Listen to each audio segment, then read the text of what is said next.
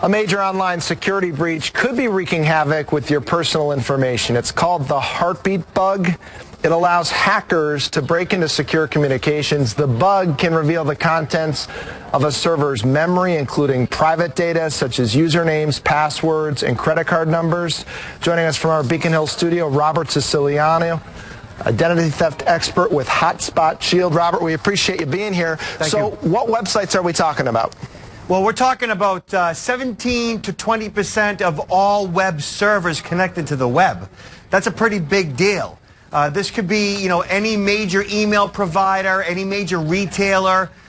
These are web servers essentially that function like any other, but they don't have a necessary security patch to protect the user data. So what's going to happen if we're going on one of these sites to our information?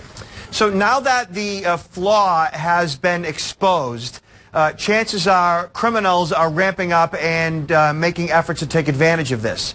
Now, that also means that IT professionals, the security professionals responsible for downloading and installing the patches necessary to fix it, are probably in a battle. They're in a race to make sure that they do that, they fix it before the bad guys crack it. So over the next coming weeks, we're going to be hearing a lot about this. Meanwhile, consumers need to continually check their accounts looking for unauthorized activity. It'd be a good idea right now to change passwords and then even do it again in a week or two until this goes away.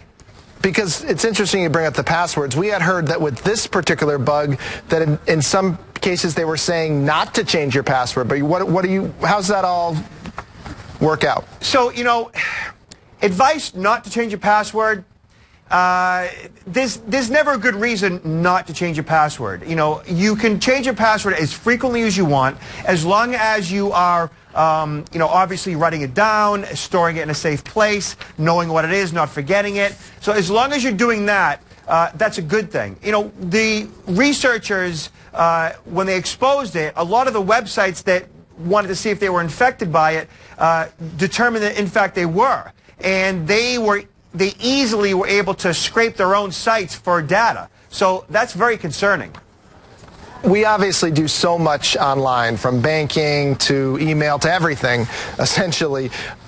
And then we keep hearing about these bugs. I mean, are we supposed to not do this? I mean, this is the world we live in. So what's the answer if there's going to keep being bugs and hackers that can get into this? Yeah, just like when you hear of a major automobile manufacturer having a recall on a vehicle, we're still going to drive cars. When computers and technology, they have their flaws, their breaches, we're still going to use it. So it's just a matter of being aware of this stuff, updating your own device's operating system, keeping your antivirus, anti-spyware, anti-phishing, and a firewall always updated, using a virtual private network when you are in free wireless, making sure that you have strong passwords, just maintaining your own security, paying attention to existing accounts, looking for unauthorized activity, refuting that in case there is, and getting things like identity theft protection and a credit freeze to protect your identity. Just being security conscious will keep you out of trouble.